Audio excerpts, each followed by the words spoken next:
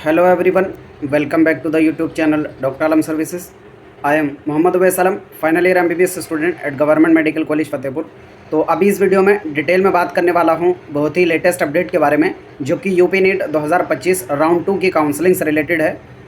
कल already round 2 का schedule आ चुका था, उस पर डिटेल वीडियो मैंने आपको बना के बता दिया था। लेकिन राउंड 2 के क्या काउंसलिंग के रूल्स रेगुलेशंस रहेंगे, उससे रिलेटेड नोटिफिकेशन अभी जस्ट आया है, तो उसको मैं डिटेल में डिस्कशन करने वाला हूँ। क्योंकि एक नया कॉलेज एसिक नोएडा के अंदर खुला है, एम्प्लॉयड स्टेट इंश्योरेंस कॉरपोरेशन का एक कॉलेज है।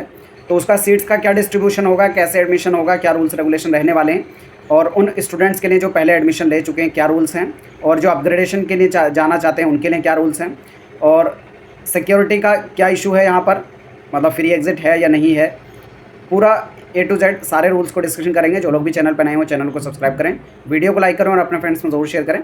आप ऑफिशियल वेबसाइट पर जब जाएंगे तो यहाँ पर नोटिफिकेशन आज यानी 9 सितंबर 2025 का ये मिलेगा आपको। यहाँ से जब नोटिफिकेशन आप डाउनलोड करेंगे तो ये नोटिफिकेशन आपके सामने डाउनलोड होगा, जो कि राउंड 2 की काउंसलिंग के रूल्स रेगुलेशन से रिलेटेड है।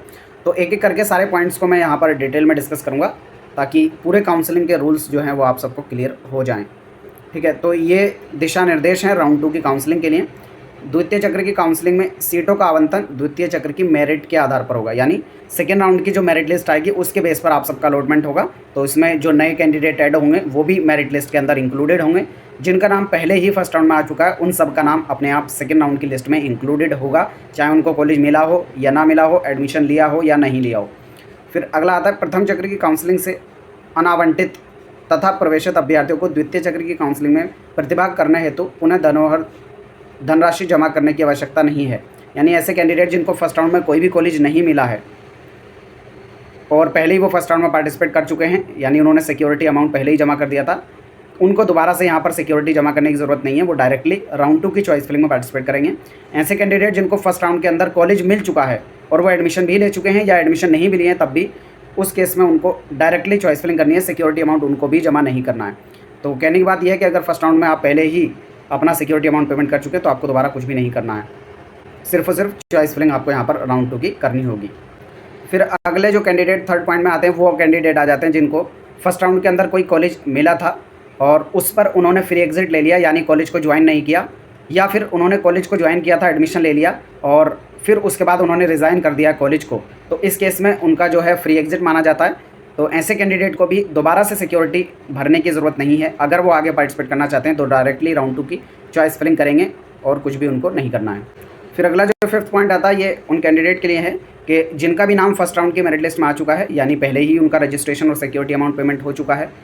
और ऐसे कैंडिडेट जो सेकंड राउंड में अभी रजिस्ट्रेशन पहली बार करेंगे, या फिर जिन स्टूडेंट का पहले डॉक्यूमेंट वेरिफिकेशन नहीं हो पाया था या फिर फ़ीस पेमेंट नहीं हो पाया था, तो वो अपना फ़ीस पेमेंट और डॉक्यूमेंट वेरिफिकेशन अभी करा सकते हैं और उनका नाम जो है फिर मेरिट लिस्ट में आ जाएगा। ऐसे सभी कैंडिडेट जिनका नाम मेरिट लिस्ट में आएगा राउंड 2 वाली, वो सभी कैंडिडेट चॉइस फिलिंग के लिए अर्ह होंगे। अर्ह का मतलब होता है एलिजिबल, यानी वो सेकेंड राउंड की चॉइस फिलिंग कर सकते हैं। और फिर सेकेंड राउंड की जो चॉइस फिलिंग होगी, चॉइस फिलिंग से पहले पहले आपकी सीट मैट्रिक्स आ जाएगी, यानी किस कॉलेज के अंदर कितनी सीट्स वैकेंट है। अब इसमें दो तरह का रहेगा, एक होगा वैकेंट सीट्स, यानी जो बिल्कुल खाली हैं, या फिर जिसको नॉन रिपोर्टेड कहेंगे, यानी उन सीट्स पर अलॉटमेंट हुआ था लेकिन स्टूडेंट ने एडमिशन नहीं लिया है या फिर एडमिशन लेने के बाद रिज़ाइन कर दिया है। तो ऐसी सब जो सीट्स हैं वो क्लियर कट वैकेंसी के अंदर आएंगी, यानी ये सीट्स बिल्कुल खाली हैं। कुछ जो वैकेंसी हैं वो आएंगी सीट अगेंस्ट कैंसिलेशन, जिनको वर्चुअल वैकेंसी कहा जाता है। वर्चुअल वैकेंसी का क्या मतलब होता है कि उन सीट्स पर एडमिशन हो चुका है लेकिन स्टूडेंट अपग्रेडेशन में जाना चाहता है। तो अगर अपग्रेडेशन में जाना चाहता है किसी स्टूडेंट का, अगर अपग्रेडेशन हो जाता है तो जो पुराना कॉलेज पहले उस स्टूडेंट को मिला था वो खाली हो जाएगा। तो ऐसे केस में उस सीट को किसी दूसरे स्टूडेंट को अलॉट कर दिया जाता है। तो ऐसी सीट को क्या कहा जाता है, वर्चुअल वैकेंसी कहा जाता है। तो दोनों तरह की सीट मैट्रिक्स आपकी आएगी, वैकेंट सीट यानी क्लियर कट वैकेंसी भी आएगी और सीट अगेंस्ट कैंसिलेशन भी आएगा, यानी जिन पर एडमिशन हो चुका है और वो अपग्रेडेशन में स्टूडेंट जाना चाहते हैं। फिर अगला जो सिक्स्थ पॉइंट आता है वो सभी कैंडिडेट के लिए कि आप जो भी कॉलेजेस की चॉइस फिलिंग करेंगे तो एक ऑर्डर में आप ध्यान से करें। जिस ऑर्डर में कॉलेजेस को चॉइस फिलिंग करेंगे उसी ऑर्डर में अलॉटमेंट होगा। उसमें से जो भी कॉलेज आपको मिलेगा वो आपको लेना पड़ेगा। अगर आपको जो कॉलेज मिला उस पर आप एडमिशन नहीं लेते हैं तो आपकी जो सिक्योरिटी है वो जब्त कर ली जाएगी। और एक और चीज़ कि आपको चॉइस फिलिंग के बाद चॉइस लॉक करना कंपलसरी है। अगर आप चॉइस लॉक नहीं करते हैं तो माना जाएगा कि आपने पार्टिसिपेट ही नहीं किया है। और एक बार अगर आपने चॉइस लॉक कर दिया है तो उसमें कोई भी बदलाव नहीं कर सकते। तो चॉइस लॉक करने से पहले पहले आप हर एक कॉलेज के बारे में पूरी इन्फॉर्मेशन ले लें, उसके बाद ही चॉइस लॉक करें। फिर अगला पॉइंट उन कैंडिडेट के लिए है कि जो काउंसलिंग करेंगे यानी चॉइस फिलिंग करेंगे और अपग्रेडेशन में जाना चाहते हैं। तो अपग्रेडेशन वालों को अभी कुछ नहीं करना है, डायरेक्टली चॉइस फिलिंग करनी है, ये तो पता चल गया। अब चॉइस फिलिंग में अगर उनको कोई दूसरा कॉलेज मिल जाता है तो जो नया कॉलेज मिलेगा उस पर उनको एडमिशन लेना ही पड़ेगा। अगर नहीं लेते हैं तो सिक्योरिटी चली जाएगी और पुरानी सीट ऑलरेडी किसी दूसरे स्टूडेंट को अलॉट हो चुकी होगी, यानी पुरानी सीट पर उनका कोई भी क्लेम नहीं रहेगा। और एक और चीज़ यहाँ पर इन्होंने बोली है कि जिन स्टूडेंट को कॉलेज मिल चुका है, तो जो कॉलेज पहले मिल चुका है और वो अपग्रेडेशन में जा रहे हैं, तो उस कॉलेज को ना भरें जो पहले ही मिल चुका है। फॉर एग्जांपल 3 कॉलेज किसी स्टूडेंट की चॉइस फिलिंग में हैं, A, B, C और D। 4 कॉलेज फर्स्ट राउंड में स्टूडेंट ने भरे और उसमें से जो D कॉलेज है स्टूडेंट को अलॉट हो गया फर्स्ट राउंड के अंदर ही और उस पर उसने एडमिशन भी ले लिया। तो अब जो चॉइस फिलिंग करेंगे सेकंड राउंड में, तो वो स्टूडेंट D कॉलेज को ना भरें क्योंकि ऑलरेडी उस पर एडमिशन हो चुका है। सिर्फ उससे बेटर जो कॉलेज हैं जिस पर वो एडमिशन लेना चाहता है उसी को फिल करें, यानी C, B, A। यहाँ पर एग्जाम्पल के तौर पर बता रहा हूँ। तो जो भी कॉलेज आपको मिल गया उसको चॉइस फिलिंग में ना डालें, क्योंकि अगर दोबारा से उसमें अलॉटमेंट होता है उस केस में आपको दोबारा एडमिशन प्रोसेस जाके कंप्लीट करना पड़ेगा, अगर दोबारा अलॉटमेंट होता है तो इसलिए उस कॉलेज को डालें ही नहीं। अगर आपको कोई नया कॉलेज नहीं मिलेगा तो जो पुरानी सीट है वो ऑलरेडी आपकी बची रहेगी, तो इससे आप बेफिक्र रहें। अगला जो ज़्यादा इंपॉर्टेंट चीज़ है वो है ESIC medical college and hospital Noida से रिलेटेड। अब क्योंकि ये कॉलेज पहली बार इसी साल ऐड हुआ है 2025-26 में और एनएमसी ने जो है टोटल 50 सीट्स पर इस कॉलेज को परमिशन दे दी है। तो इसमें कई सारे रूल्स थे और कई सारी चीज़ें पेंडिंग थी, इसी की इन्फॉर्मेशन मैं निकाल रहा था कि कॉलेज की क्या फीस स्ट्रक्चर है और जो सीट्स हैं उनका डिस्ट्रीब्यूशन क्या होगा, क्योंकि अभी तक कोई भी एसिक का कॉलेज यूपी में नहीं था तो रूल्स रेगुलेशन का भी कुछ नहीं पता था। इसी वजह से ये थोड़ी वीडियो डिले भी हुई है, इसके रूल्स रेगुलेशन और इन्फॉर्मेशन मैं निकाल रहा था। तो टोटल जो सीट्स पर परमिशन मिली है इसको इस साल 50 सीट पर, अगले साल डेफिनेटली इसको सीट की परमिशन बढ़ जाएगी क्योंकि अप्लाई इन्होंने 100 सीट्स के लिए किया था और सिर्फ 50 की परमिशन ही एनएमसी ने इस साल दी है।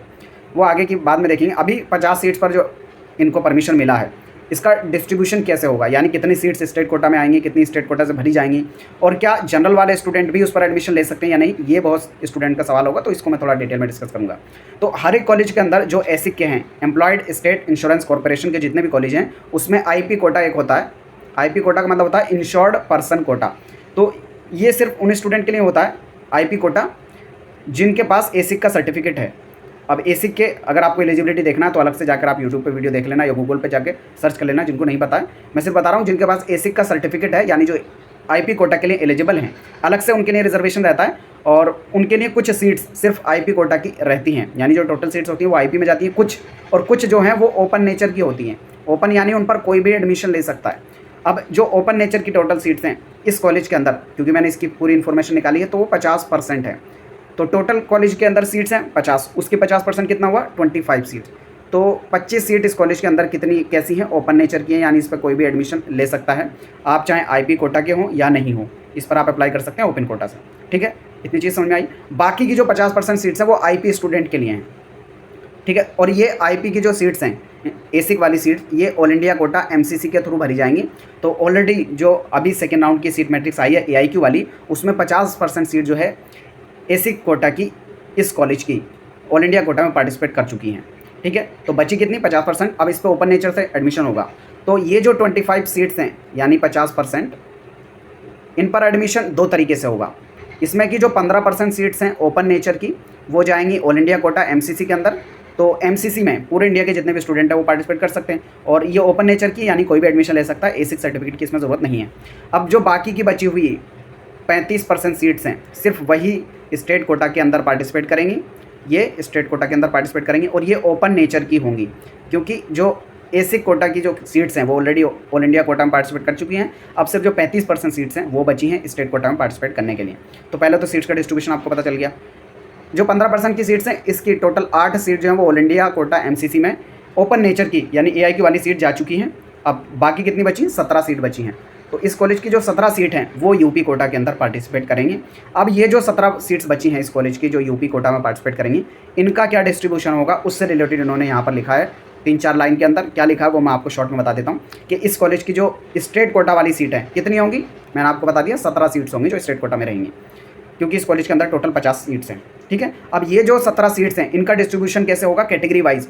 तो इसमें कोई भी एसिक सर्टिफिकेट की जरूरत नहीं है, कोई भी स्टूडेंट इस पर एडमिशन ले सकता है, यानी ये बिल्कुल जैसे अदर गवर्नमेंट कॉलेजेस है ना उसी तरह से ये 17 सीट जो है स्टेट कोटा में पार्टिसिपेट करेंगी, कोई भी इस पर पार्टिसिपेट कर सकता है।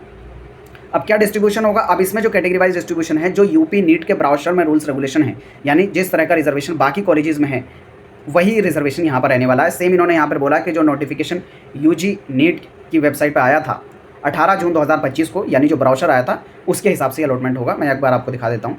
तो देखो ब्राउचर के हिसाब से यूपी नीट में जो रिजर्वेशन है, अनुसूचित जाति एससी के लिए 21%, अनुसूचित जनजाति यानी एसटी के लिए 2%, ओबीसी के लिए 27% और ईडब्ल्यूएस के लिए 10%। बाकी का जो बचा हुआ वो ओपन के लिए है, यानी जनरल कैटेगरी के लिए हैं। तो टोटल जो 17 सीट्स हैं उनका डिस्ट्रीब्यूशन इस परसेंटेज के हिसाब से होगा। और इसकी जो सीट मैट्रिक्स में हर एक कैटेगरी वाइज कितनी सीट्स हैं वो भी आपको इंक्लूड करके दिखा दी जाएगी, जो चॉइस फिलिंग से पहले आएगा। अब दूसरा डाउट स्टूडेंट का फीस स्ट्रक्चर से रिलेटेड भी होगा। अब इसकी फ़ीस अभी तक ऑफिशियल वेबसाइट पर अपडेट नहीं हुई है, पोर्टल को भी मैंने खोल के देखा था कि कितनी फ़ीस रहेगी। एक अंदाज़ा आप लगा सकते हैं कि फ़ीस जो है इस कॉलेज में अलग अलग रहती है। एसी कोटा स्टूडेंट के लिए अलग और जो ओपन कैटेगरी से लेंगे उनके लिए फ़ीस थोड़ी ज़्यादा होती है। 2023-24 का एक नोटिफिकेशन है, वो मैं आपको दिखा देता हूँ। तो ये एसी का एमबीबीएस फीस रिलेटेड स्ट्रक्चर है 2023-24 का जो रहा था। लेटेस्ट वाला कोई मुझे मिला नहीं है, तो इससे आप अंदाज़ा सिर्फ लगा सकते हैं। ऑफिशियल तो जब वेबसाइट पर कोई आएगा तभी आपको पता चलेगा। तो ऑल इंडिया कोटा की और स्टेट कोटा की जो ओपन सीट्स हैं उस पर जो एडमिशन होता है उसकी जो ट्यूशन फीस है वो 1 लाख है। तो आप देख सकते हैं जो ओपन कोटा की सीट्स हैं उस पर फीस काफ़ी ज़्यादा है। जैसे नॉर्मल जो गवर्नमेंट कॉलेजेस हैं यूपी के अंदर, उनकी फ़ीस लगभग 40 से 50 हज़ार के आसपास सभी कॉलेजेस की है पर ईयर की। और यहाँ पर देखेंगे तो लगभग 1 लाख से ऊपर, 1 लाख तो सिर्फ ट्यूशन फीस है, बाकी अदर चार्जेस मिलाएंगे तो 1 लाख से ऊपर ही बैठेगा। और जो एसिक आईपी कोटा वाले स्टूडेंट हैं उनकी फ़ीस कम लगती है, उनके लिए ट्यूशन फीस 24,000 है और जो अदर चार्जेस हैं वो यहाँ पर मिला के मतलब टोटल मिला के लगभग 35 से 40 हज़ार मैक्सिमम फीस इनकी बैठती है जो एसिक वाले स्टूडेंट है। तो ओपन वाले स्टूडेंट ये मान के चलें कि उनकी फ़ीस यहाँ पर ज़्यादा रहेगी, लगभग 1 लाख के आसपास तक जो है इनकी फ़ीस रह सकती है। ऑफिशियल नोटिफिकेशन जब आएगा तो आपको तभी पता चलेगा। अभी तक की जो इन्फॉर्मेशन है इससे आप सिर्फ अंदाज़ा लगा सकते हैं।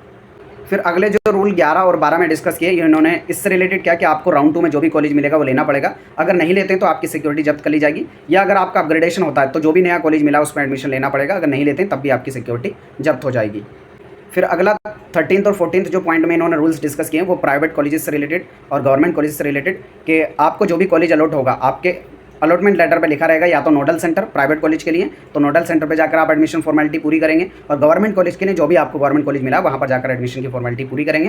प्राइवेट वाले जो अपना डिमांड ड्राफ्ट है director general medical education UP payable eight Lucknow के नाम से अपना CTS डिमांड ड्राफ्ट बनवाएंगे। तो यही है काउंसलिंग के पूरे रूल्स रेगुलेशंस राउंड 2 की काउंसलिंग के लिए। इसके अलावा भी कोई आपकी क्वेरी या डाउट बचता है नीचे कमेंट बॉक्स में बता सकते हैं। मिलते हैं नेक्स्ट वीडियो में, तब तक के लिए थैंक यू।